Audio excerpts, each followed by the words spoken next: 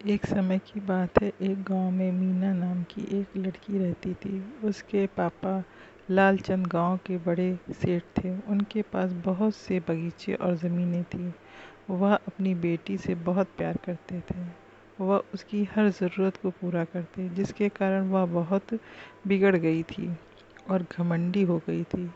वह कभी कभी अपने पापा के सामने अजीब सी मांगे रखती, जिसको भी उसके पापा पूरी करते थे।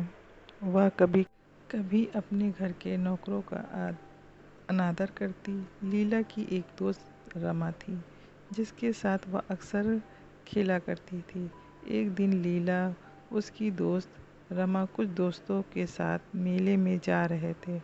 वहाँ पर रमा जिस तरह से चल रही थी, उससे एक बूढ़े व्यक्ति को टक्कर लग गई और वह व्यक्ति गिर गया।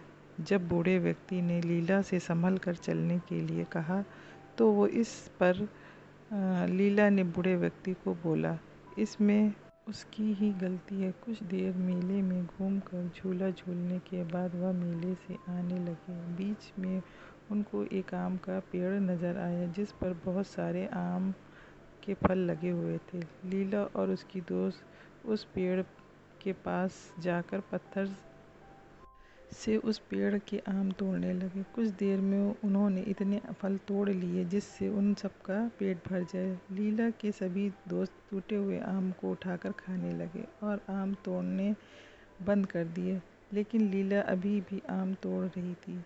जब रमा ने लीला से कहा कि हमने इतने आम तोड़ लिए हैं कि हम सबका इससे पेट भर सकता है, तो तुम और क्यों तोड़ रही हो? लीला बोली, मैं इस पेड़ के सभी आम तोड़ दूंगी। रमा और उसके दोस्त आम खाने में व्यस्त हो गए, लेकिन लीला आम तोड़ती रही। कुछ देर के अंदर बहुत सारे आम तोड़ने के बाद भी वह बाकी आम तोड़ने में लगी रही। तभी वह आम का पेड़ बोल उठा, लीला, तुम इतना फल क्यों तोड़ रही हो?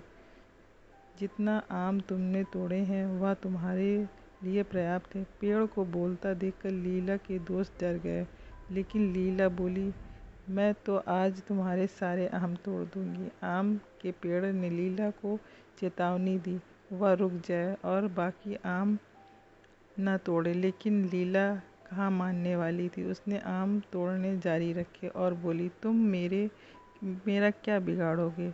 आम के पेड़ ने बोला, लीला, तुम बहुत घमंडी लड़की हो, तुमको सबक सिखाना ही पड़ेगा। इसके बाद आम के पेड़ ने लीला पर जादू किया, इससे उसकी मूंछ निकल आई। उसे देखकर उसके सभी दोस्त हंसने लगे। लीला आम के पेड़ से विनती करने लगी, वह अब ऐसा नहीं करेगी, वह उसकी मूंछों को हटा दे। लेकिन आम का पेड़ बोला, पहले तुम जाकर अपने पिता को लेकर आओ।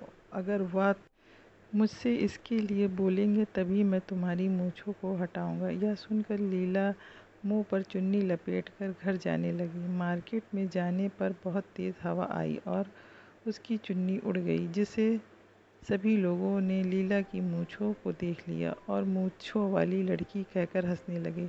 लीला उन सब से पीछा छुड़ाकर अपने घर चली गई और अपने पापा को सारी बात बताई। उसके पिता लालचंद अपनी बेटी को परेशान देखकर तभी लीला के साथ उस आम के पेड़ के पास जाने के लिए चल पड़े।